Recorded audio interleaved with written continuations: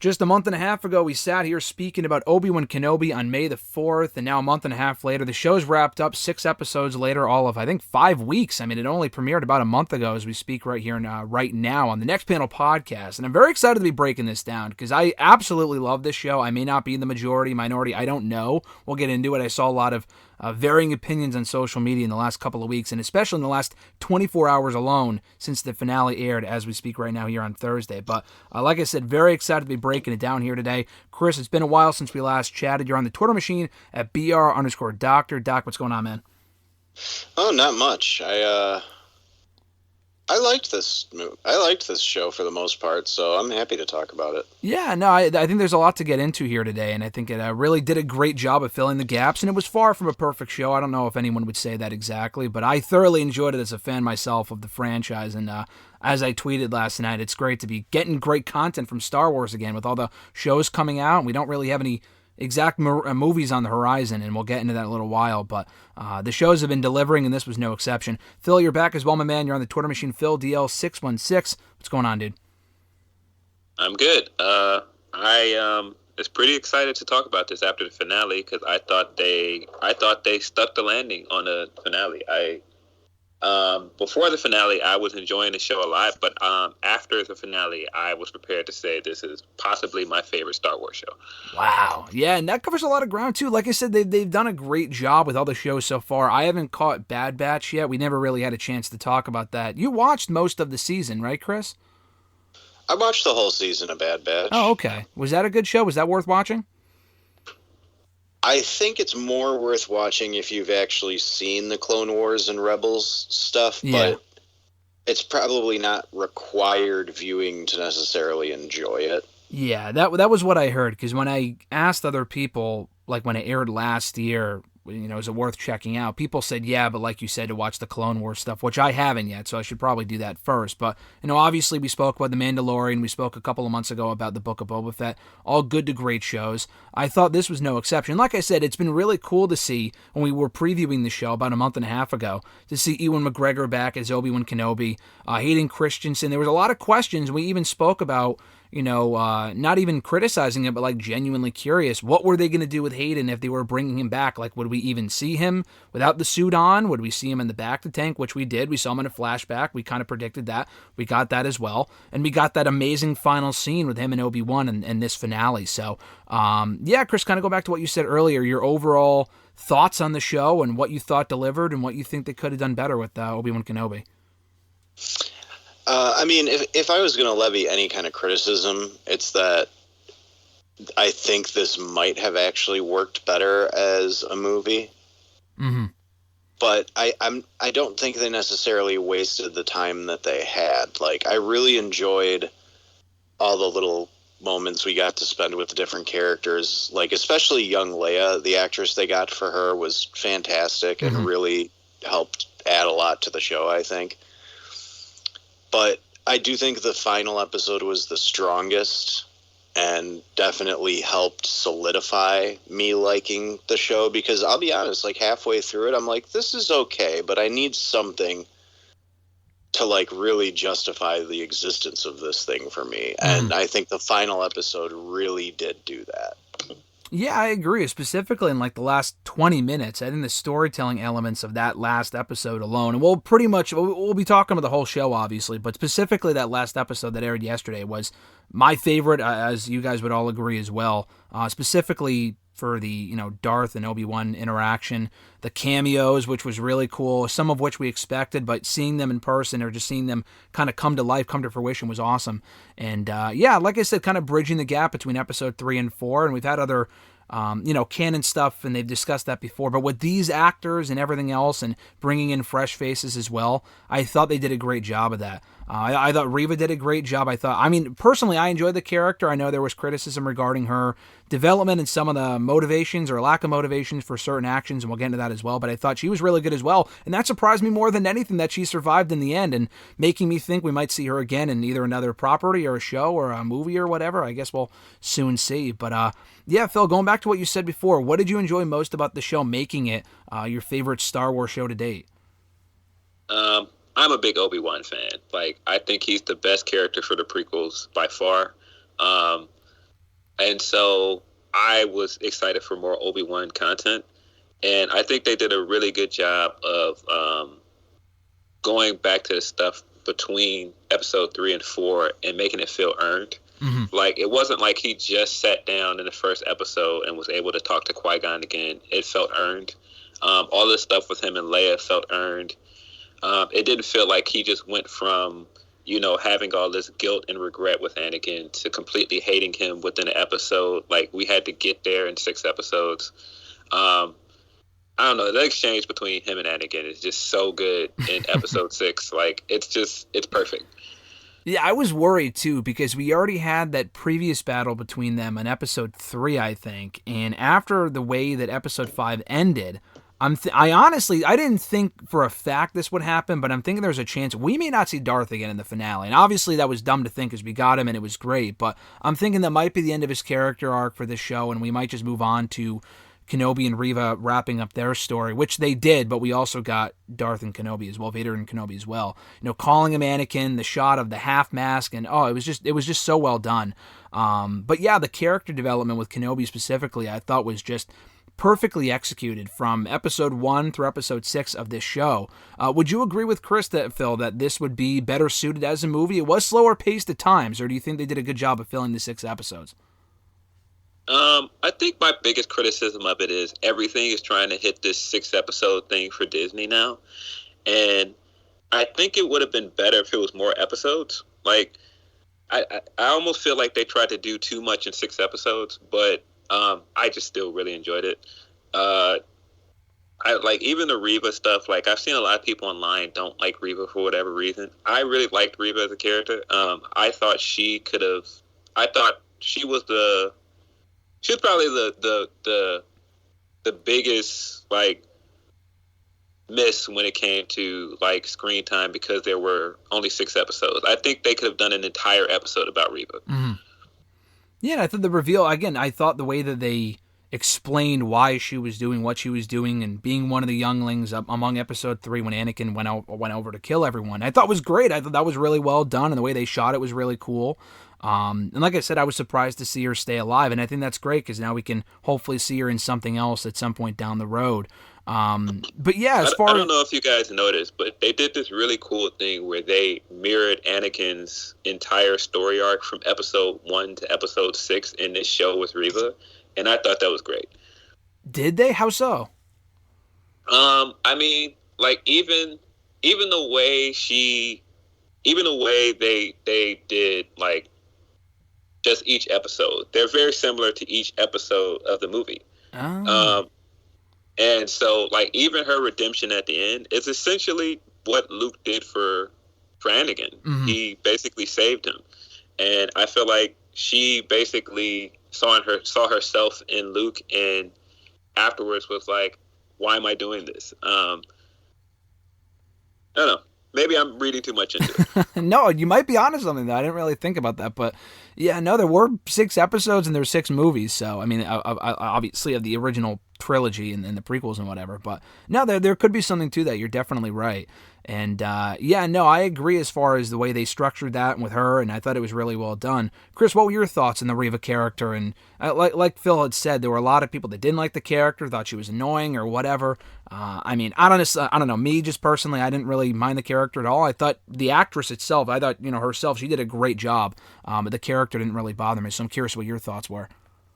I thought Reva was one of the best parts of this whole thing. Mm-hmm. Like, she was so good at playing that menacing character who you can tell like will step over the line, but also clearly has like some kind of conflict they're dealing with on their own.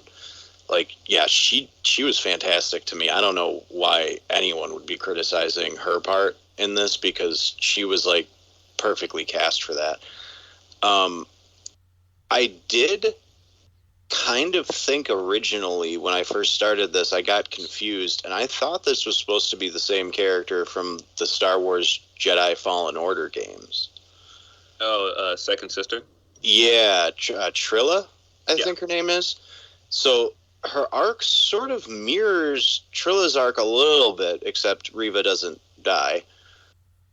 But, like, they were both Inquisitors and both very ruthless, and then they both sort of end up kind of coming back from the dark side at the end, or at least not fully embracing it. So I thought that was interesting, but I really liked Reva, and I liked all the Inquisitors, actually. Like, I thought the Grand Inquisitor, Rupert Friend, was really good in that role. Mm-hmm. It felt like the same character from the cartoons to me. Yeah. Yeah, I thought the way they did that too, and I haven't followed Clone Wars, but I knew enough to know that when he had died in episode 2, or seeming to have died at the hands of Reva on this show, clearly he would be back. Did that hinder your enjoyment? Not enjoyment, but not ruin it, but did the predictability take away from it at all for you, Chris? I thought the way they did it was very well done, because you didn't know when he'd be back, you didn't know how he'd be back, and I thought the way they executed overall, personally, it didn't really bother me. I mean, I knew he'd be back just because I know how and when his story ends in canon. So, like, I wasn't 100% sure he would actually be back by the end of the season, because I didn't know if they would deem it as super important to establish he was still alive. Mm-hmm. But I just thought that the way they used him was really interesting. And Rupert Friend is one of those actors who's like, he's had a couple of big things to his name, but a lot of people still don't really know who he is. And I really hope that he gets a little more attention after this, because he was actually really good in that Hitman movie that wasn't that great. He just was good in it. Like, I played all the Hitman games, and I did not think he would be able to pull off the role, but I think he actually did a good job. That movie was just weird. No, I thought he did a good job in this movie. Sorry, go ahead, Phil. No, I was just thinking out loud, but I've kind of fully formed my Reva idea now. The whole idea behind Reva is we meet her as a youngling. Her whole motivation for becoming a Sith is that she saw loved ones die and she couldn't save them, and because she couldn't save them, that's her whole drive to get power. Mm-hmm. And that's the same in Anakin. Anakin's entire drive to become powerful is that he could not save his mother. And so it's kind of the same thing with Reva. And Reva goes through this whole arc of feeling like she not only had to become more powerful, she can't be weak, because in the moments of watching people die during Order 666, or 66, yeah. She was weak. And she said that a few times in the show. And so she felt like she had to become stronger. And then also, I thought it was a great swerve that all this time she was like, no, I'm trying to kill Vader. I'm not trying to serve next to him. I'm trying to kill him. And so I think that's very similar to Anakin. Like, I feel like by the time we get to Empire Strikes Back, Anakin has pretty much like decided he's over the Emperor and he's ready to overthrow him. Yeah, no, exactly. I didn't really think about it like that, but yeah, the way you structure it out, that makes a lot of sense, and I'm sure that was done, if not entirely, but definitely partially intentionally as far as her character development goes. Yeah, I don't know. I just thought the way that she portrayed the character was great. I agree with you guys. The Grand Inquisitor's role in the show was also really well done. I was going to ask you this at the end, but since we're talking so much about Reva now, we might as well get to it now. Where do we go from here with her? I thought, again, like I said, the swerve with her staying alive was well done, and not everyone has to die just because they're not in the sequel trilogy or in another show or whatever. I mean, she probably will be at this point, but Phil, I'll start with you. Where do you think we go with Reva from here? I think Reva would be a great character to do a spinoff. And even if you don't do a spinoff, she would be perfect for the Ahsoka show, because Ahsoka is like a disillusioned Jedi, and she's kind of a disillusioned Jedi. So makes perfect sense. Do you know when the Ahsoka show takes place as far as in the timeline? Yes. It's approximately 5 to 6 years after Return of the Jedi, because that's when the Mandalorian takes place, and it's all supposed to be kind of lined up. And Obi-Wan takes place roughly 10 years before the first movie. Right. Yeah, and 10 years after Revenge of the Sith, I think, too, yeah. Do we know the exact timeline of how much time takes place between the first movie and the third movie? I think because they had said it said the very first episode, like 9 years later after Order 66, and Obi-Wan in this episode, in the last episode, was like, oh, you're pretty smart for a 10-year-old or a 9-year-old or whatever he said to Leia. So I was thinking it was like 9-10 years. They're supposed to be 10. And so it's about, yeah, that's right. But I mean, like, between A New Hope and Return of the Jedi, do we know how much time takes place there? Because that's that's at least a few years.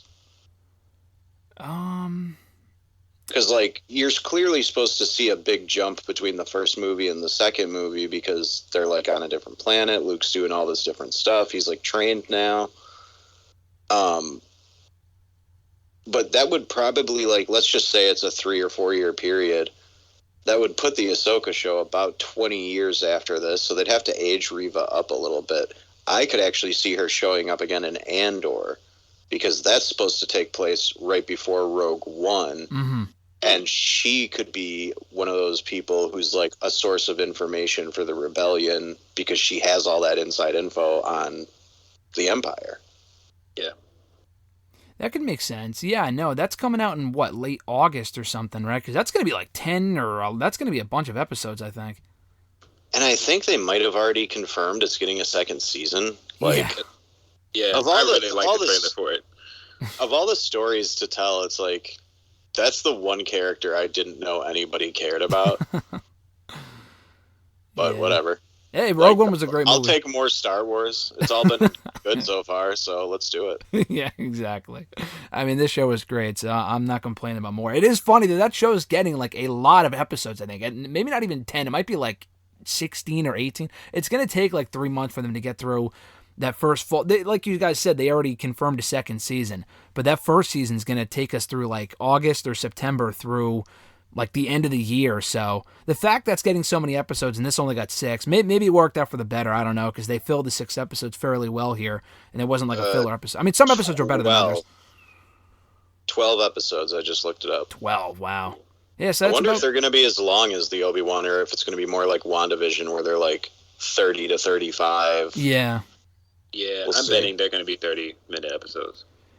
Yeah, we'll see. Honestly, if you put all the Kenobi episodes back to back, it would be a long movie, but it feels like just one elongated movie because it's not like that much time passes in between each episode. It's back to back to back. No, it's a really tight story. Like, this takes place over a couple of days, maybe. Yeah. So it makes sense. It feels like it was almost a movie, and then they just kind of made it into a show instead, and kind of. We do have to talk about Kumail Nanjiani's character at some point. Honestly, let's get into it now. I totally forgot he was even in the show until he popped up. I knew he was in a trailer a few months ago, but I totally forgot he was in it until we saw him. And then obviously he came back a few episodes later, because I was like, all right, if he's going to be in the show, why would you use him for like 15 minutes? But they brought him back. But, Kumail Nanjiani was great on the show. Yeah, he was so funny. And when they first showed him and he's like in the hood, I did not. My brain didn't put the timeline together in the right order, and I'm like, are we getting a Cal Kestis cameo from the Fallen Order game?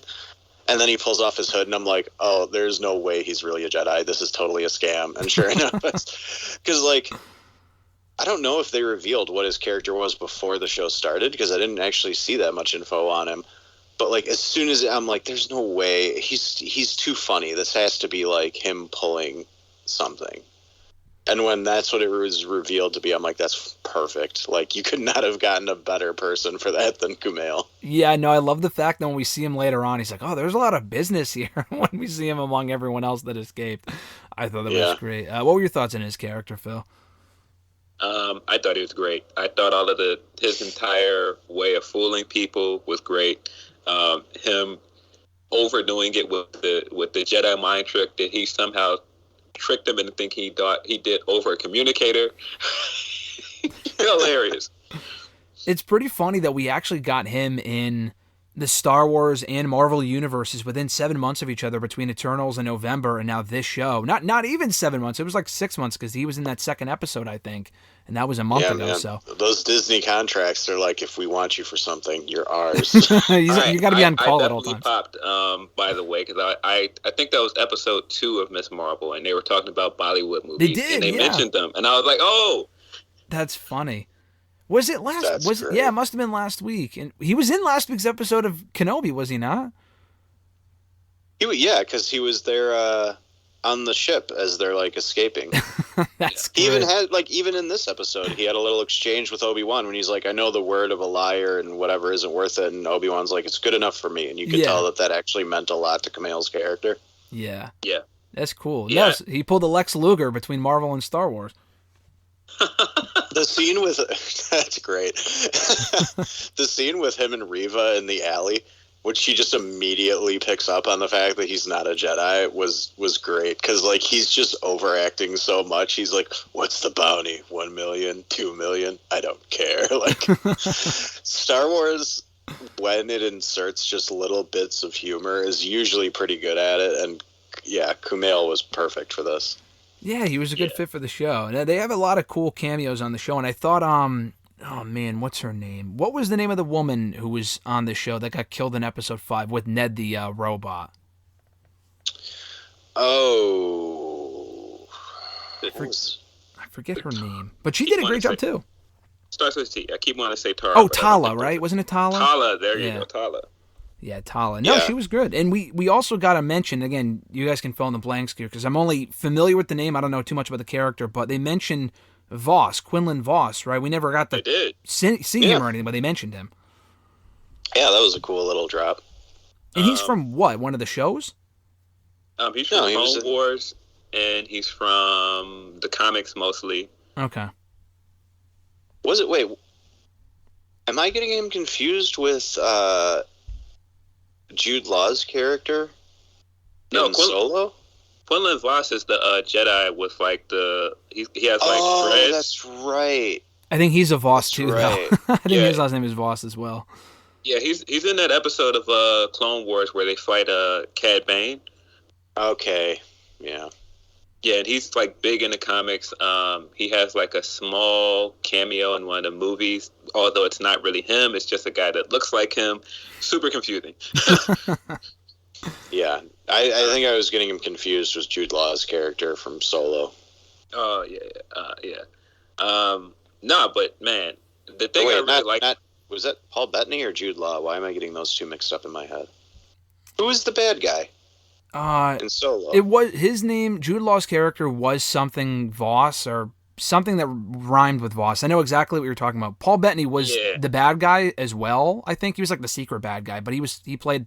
I forgot what his name was. I know what you're talking about though. Yeah. And they didn't really.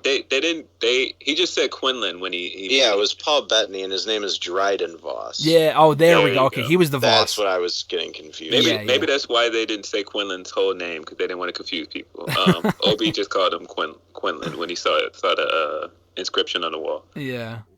Did you guys recognize any of the Jedi when they had the Jedi tomb? I don't know if those were any familiar faces or not. I only noticed the youngling from the flashback. Yeah. And then like there was another character that looked similar to a character from Clone Wars as well. One of them also reminded me of Cal's like Jedi mentor from the video game flashbacks. But it could have just been like another, because you can't really see very well in the little amber whatever they're in. So like, it could have just been another guy that size. Didn't his mentor die in the flashback though? Yeah, during Order 66. Yeah, that's what I thought. Yeah, I just thought like it looked like that, but it could just be another big dude. Like Star Wars has a lot of big guys. Mm-hmm. Yeah, it would have been interesting. I was hoping they would put names next to the tombs of each Jedi. They didn't, but you just kind of had to go off the faces. I thought we might get one like not major cameo, but like one familiar face. Obviously, the kid was from the flashback from the first episode, but I think some people may have been holding out hope for like a Samuel L. Jackson Mace Windu appearance, which would, that would be way too big for just a Jedi tomb appearance, But sorry, go ahead. You can go ahead, Phil. No, I was just thinking, like, the thing I really liked about this show is that I felt like they sold, like, the hopelessness of what the universe was like right after Revenge of the Sith in the first 2 episodes. Because, like, just Obi-Wan living a normal life and just how, like, depressing it was, and it was just very gloomy. When the Inquisitors came in and they eventually found that Jedi and shrunk him up in the middle of the town. It was like, this is like really dark and depressing. Yeah. Yeah. And even at the end of, I think that was episode 2, when Reva is taunting him and going like, Anakin's alive, and like he's sitting there at the end, and he's just like, Anakin. It's like so epic. It's like, this is like so dark. Yeah, no, they did a great job, specifically in the first and 6th episodes. Like in the first episode with Organa, with Bail Organa, he was talking about like, because he was part of the Empire at that point or whatever, and they're talking about how they were getting more power, and you know, to the casual person, it seemed fine. Like even coming out of episode 3, to most people, it's like, oh, okay, yeah, the Jedi are all dead, no worries. Like, you know, we're the good guys, I guess. And I thought the way they told that narrative was really well done. In the last episode too, like, the good guys seemingly win, but Kenobi's like, no, it's going to get a lot worse before it gets better, and they're gaining more power and blah, blah, blah.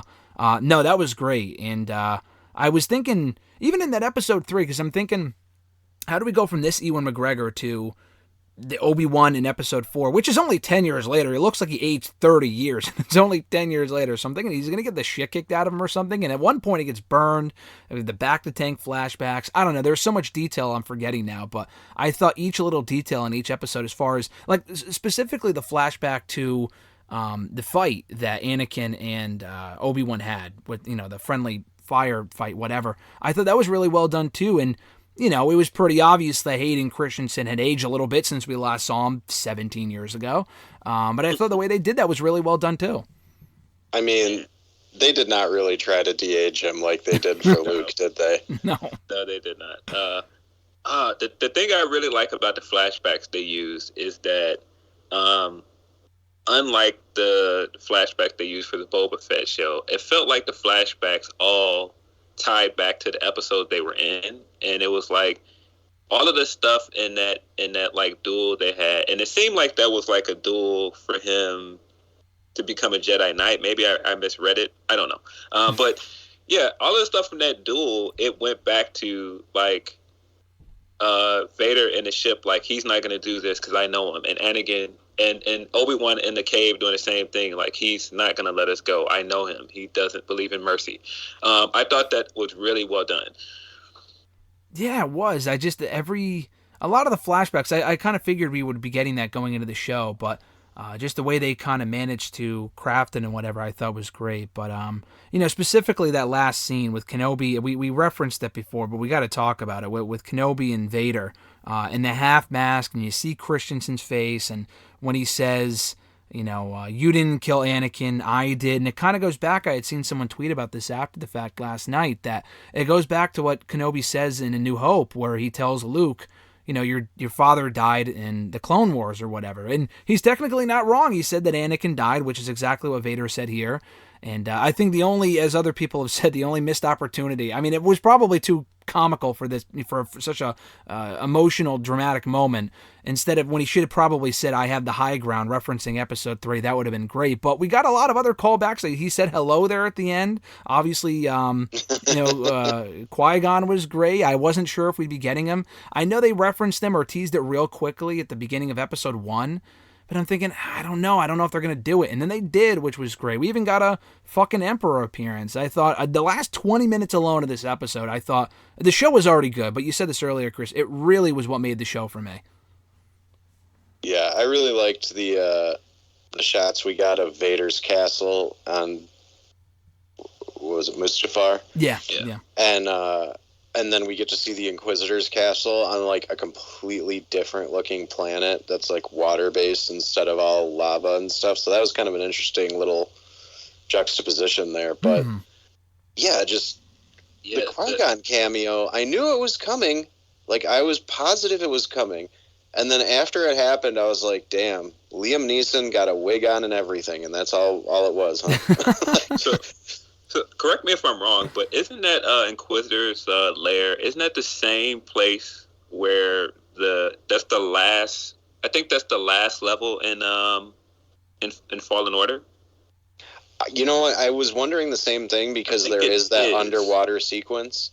Yeah, he even does the similar stopping the water from coming through the glass like Vader did. exactly in the game. I think it's the same place. I think it's probably supposed to be, yeah. Which the episode is really good. I think that's episode 4. Where he 4 goes. Yeah, I think it's 4 where he goes to save Leia from the lair. I really like that episode. Yeah, I think it was episode 4. Oh, you know what? I have to mention this. So that episode where Tala is like breaking in and like using her credentials to get by and stuff, I didn't connect who she was as an actress until this episode. And I was like, oh my God, she was in that really obscure, like random Marvel show from back in the day called Human Target. Do you remember that show, Phil? I don't. About Christopher Chance? Yeah, I don't remember that.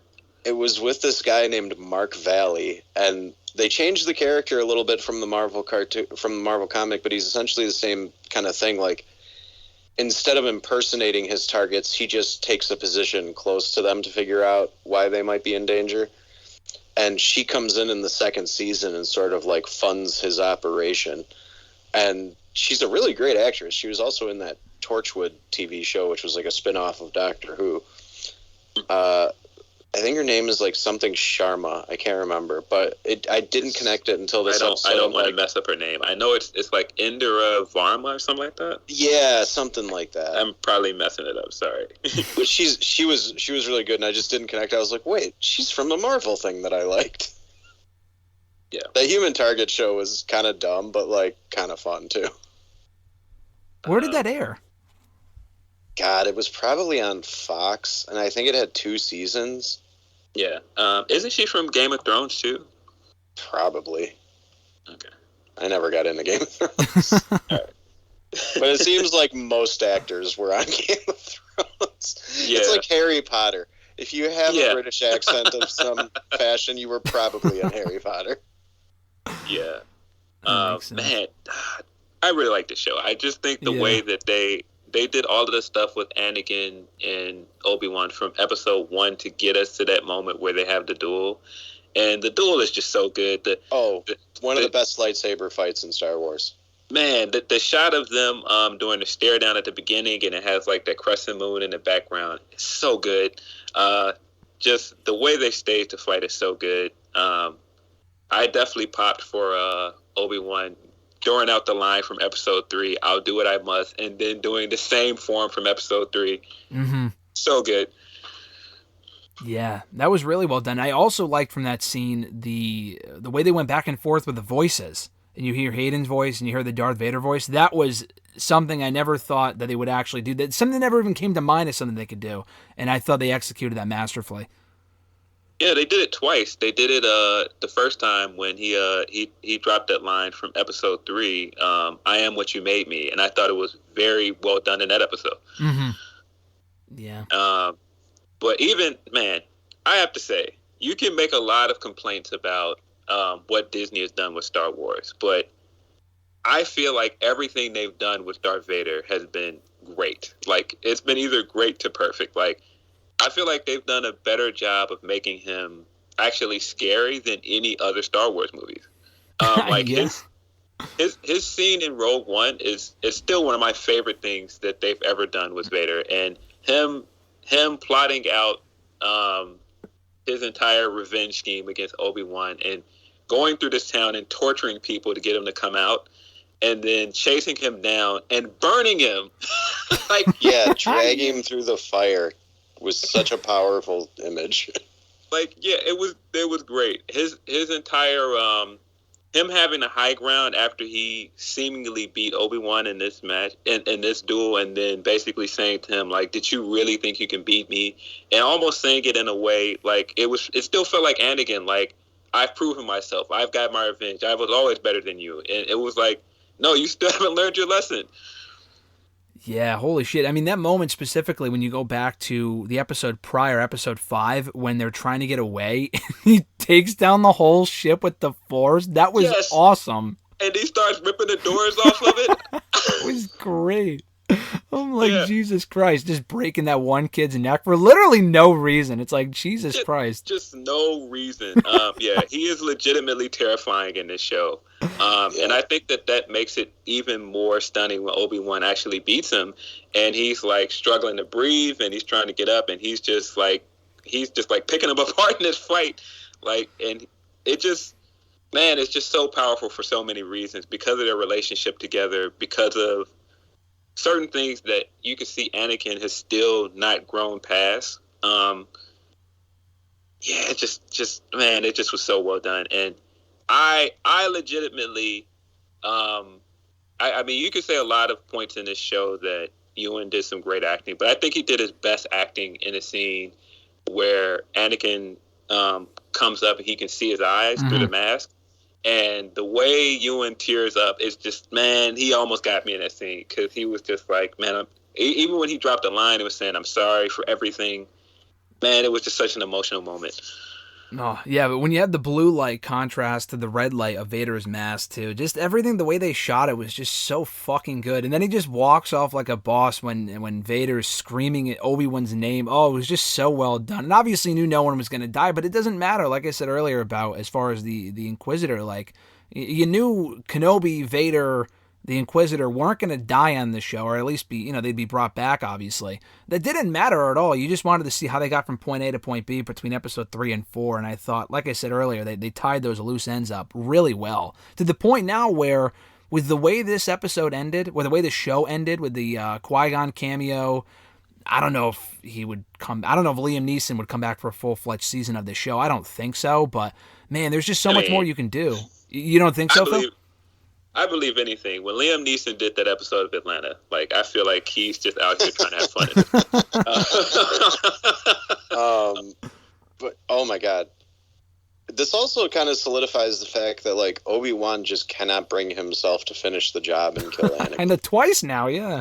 And really, like, and he has another opportunity in A New Hope, but he decides, well, I'll probably be more powerful as a Force ghost anyway. Yeah. But see, I read that as I think that he had finally understood at the end of this episode, at the end of episode 6, that it didn't matter that he could beat him. And it's kind of the lesson he tried to teach him in that flashback. Like, winning doesn't matter, man. Sometimes, you have to allow your enemy mercy, because I think he felt pity on him in that moment. Like, I think he felt like, you really believe that, don't you? Yeah. And so, yeah, that scene was just done so well. And, man, if nothing else, I know I've said before that this is kind of Hayden Christensen's victory lap, and he deserved this, but, man, he did some great acting in that scene. The way he looks up in the mask and he does that little smirk and says, "No, this isn't your failure. You didn't kill Anakin. I killed Anakin." It's so good.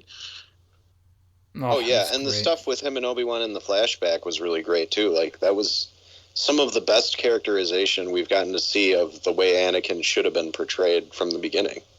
Mm-hmm. Yeah. I feel like, and I don't know, this might be an exaggeration, but I feel like this is some of Hayden's best acting in the role. And it could be that the material is just better. Yeah. I don't know. Yep. Definitely. But yeah, both lightsaber fights were great between Obi-Wan and Anakin in this. Like, whoever they had set this one up, the way they were using the Force as both like a counter move and an offensive move was fantastic. The whole thing with Ewan just picking up all the rocks around him and just shooting them at him like a gun, like, that was so much fun. Yeah, I think the final episode of this really did just seal how good it was.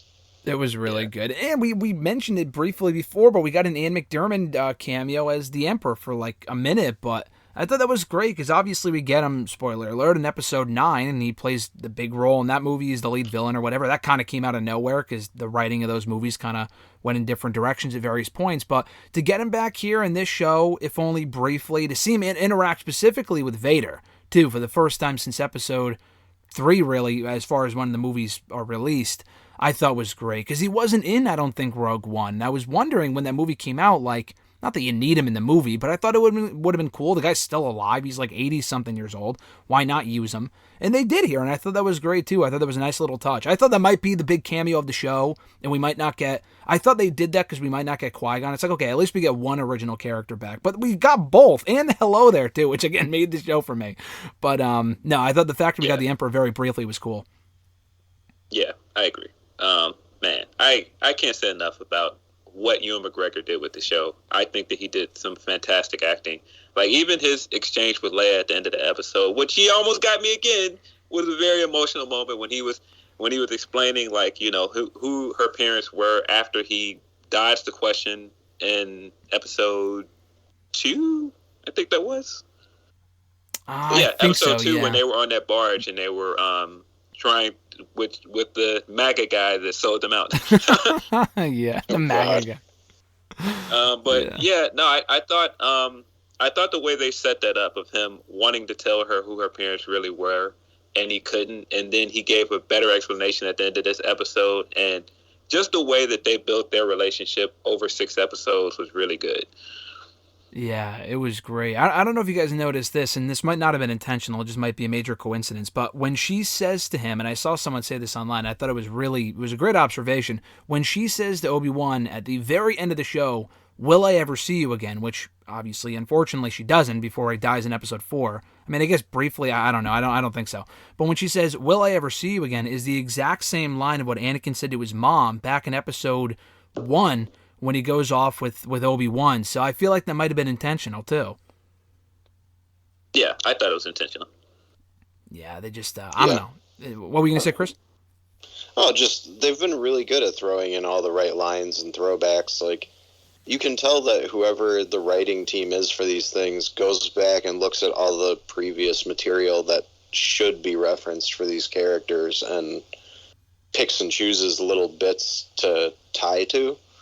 But yeah, I mean, just the way that they ended with Leia kind of being like, all right, I'm going to embrace my future as a politician, but I'm going to kind of wear this holster and be a little badass. That was kind of fun. Yeah. You said this before, Chris, but Leia did a great job on this show. Her acting was excellent. Yeah, she was fantastic. She was really great. I feel like she was definitely one of the highlights of the show.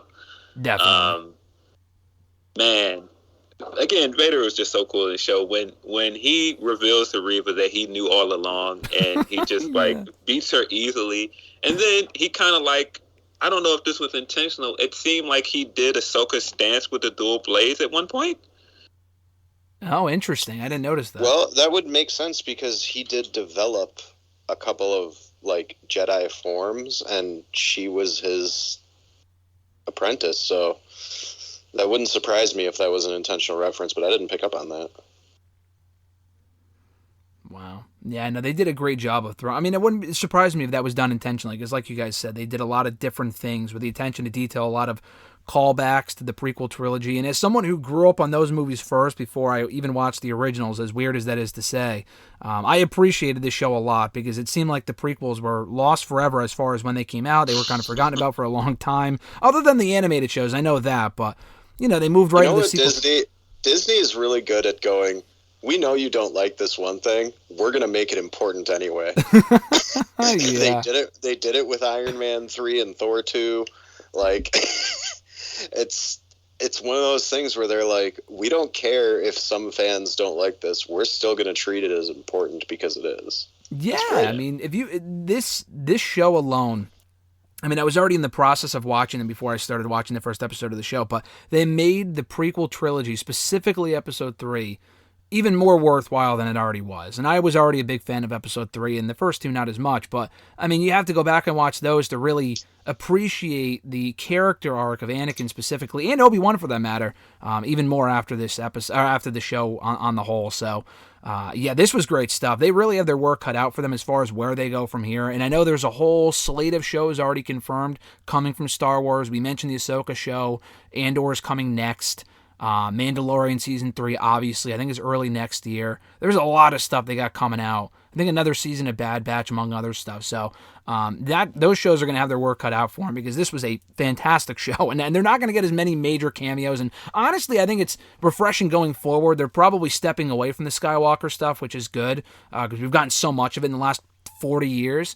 But still, I thought this show was really well done. So any closing thoughts, Chris, as we wind down here on Obi-Wan Kenobi? No, I mean, I think we covered pretty much everything. It's a strong entry into the series. Like, I'm not going to say that this is my favorite Star Wars thing that exists, but it's certainly made a lot of characters just feel more complete. Mm-hmm. And yeah, like I said, like, one of the best lightsaber fights in all of Star Wars is in this finale. So, like, that alone just it kind of makes it worth it. It's fun if you watch this stuff like canonically in order, to go from this saber fight to like the 2-second saber fight they have in A New Hope. That is just so, I mean, I know it was made in 77, but it's just funny to go back and watch that and think that they went from this, and only 9 or 10 years later to go fighting like old men is just funny to me. But no, that was a tremendous saber fight though. Any closing thoughts on the show, Phil? I know we talked about it enough already, but any winding thoughts down here? Man, we gotta give James Earl Jones his flowers, man. Because I mean, he brings it every time on voice acting. I thought the Roken character was good too. I thought he was only going to be in a few episodes, but I thought he was good.